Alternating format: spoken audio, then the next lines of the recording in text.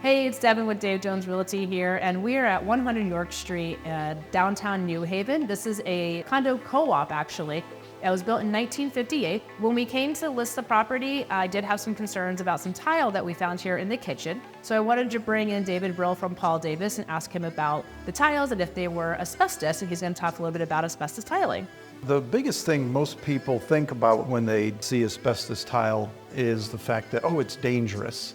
And first off, you don't know if it's asbestos tile until you test it.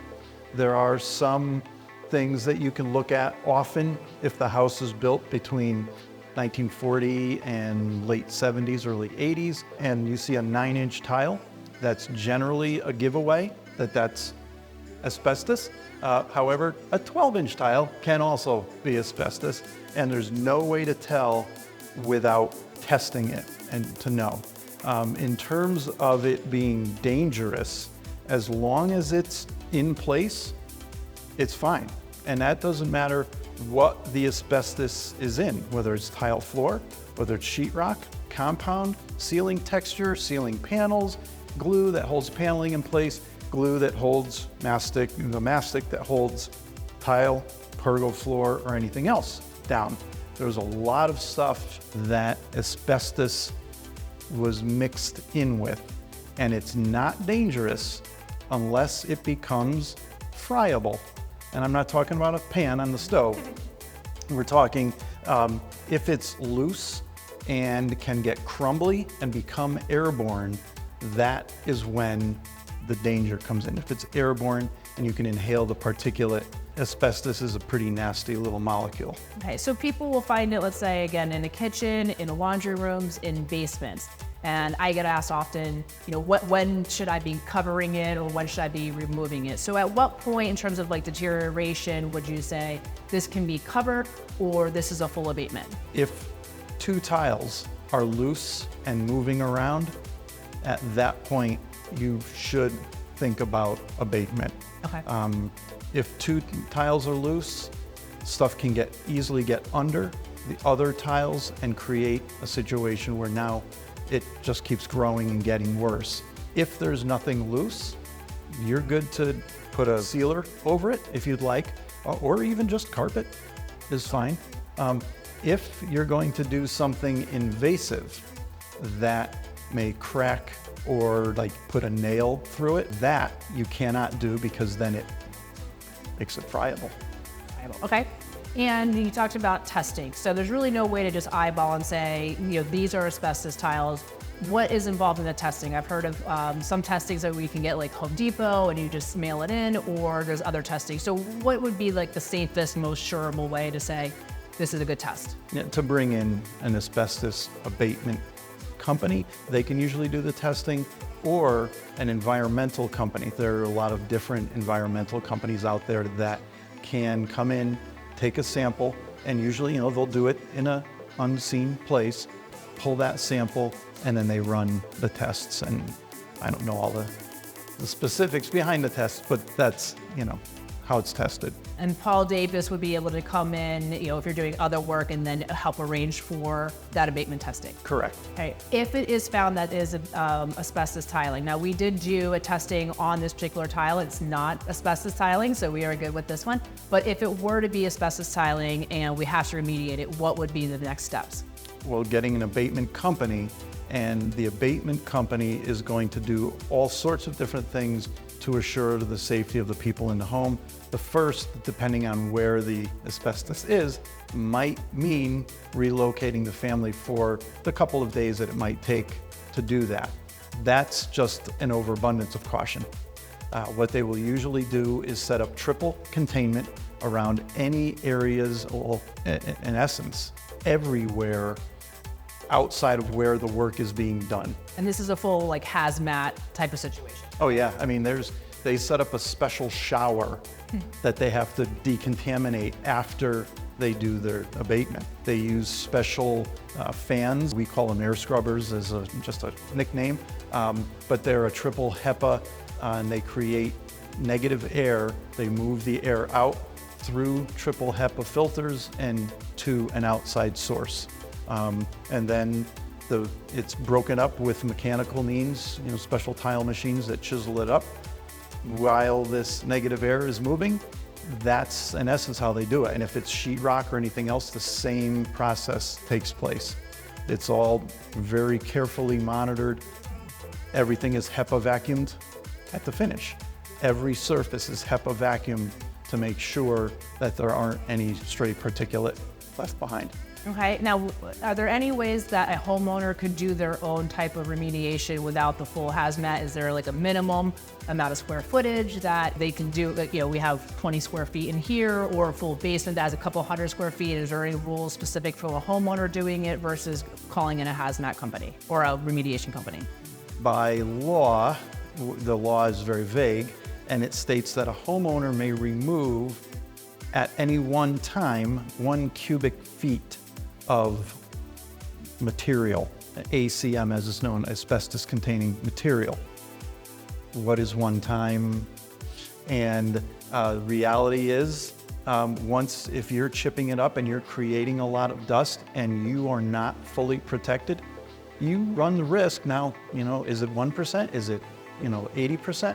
You run a risk of inhaling the asbestos molecules, which what they do to your lungs can be pretty nasty. And, it's either asbestosis or mesothelioma, which can come from it. It's very, very expensive to have abatement done. So that's why a lot of people tend to do things under the table, but that's not legal. Okay, so you brought up cost-wise. So for something like, this is a smaller kitchen, it's not something that Paul Davis does, but do you have an idea of what an abatement would be for, again, 20 square feet of asbestos tile removing, a ballpark range? In this kitchen, which we can see is not very large, they would have to contain their path out of the building. Okay. So they would have to close down a hall, or set up barriers in the hall, the elevator, etc., all the way down to the outside. For just this little piece, because of all that's involved, this could be $6,000 to $10,000 to do just this little floor. In someone's residential home where they can, go straight out a Bilco door and handle things like that. And if you're talking about 400 square feet of tile floor, that could be as much as $15,000 or $20,000. So It'd be pretty costly. It does have a high price tag. Okay. So if possible, ideally, we could try to cover it. You talked about, putting carpet over it or encapsulating it. Mm-hmm. I want to throw a curveball at you for two different other types of asbestos situations. One is the insulation on piping for plumbing. Mm-hmm. A lot of people get concerned about that. So what are your thoughts about that and abatement and when that needs to be taken care of? Again, if it's crumbly, it should be abated. And if it's a multi-family unit, it is law, it must be abated. If it's crumbly. If it's your own home, you don't necessarily, no one needs to know, but if you're selling it, it becomes a different story. I don't know the regs in terms of declaration of what materials are present, if that's something that needs to be done, but that's... And something else that we run into would be asbestos siding on houses. Mm-hmm. And a lot of people think that you can just throw some vinyl on top of it and call it a day. So what are some of the thought processes about having abatement for asbestos siding versus just covering it up? That would probably end up being part of the siding cost, the re-siding cost. The siding, if it is non-invasive and can be laid out over the old siding without nailing through it, you would be okay. If it requires nailing or screwing through the old asbestos shingles, then that wouldn't be okay. All right, so Paul Davis also does fire and water disaster mitigation. What would happen if we had let's say, water in a basement and you're coming in to take care of that and there's asbestos tiling? Generally, if it's the chance of it becoming friable, if there's loose tile, or we need to cut sheetrock and we know that the home is within that range where, from the 40s through the 80s and Realistically, it can go up into the 2000s because of the different materials. That removal and abatement oftentimes is covered under a policy. If we have to cut sheetrock, and we know the house is too old, we have it tested, and if it comes back hot for asbestos, then we would bring in an abatement company to specifically take care of that. That abatement oftentimes is covered.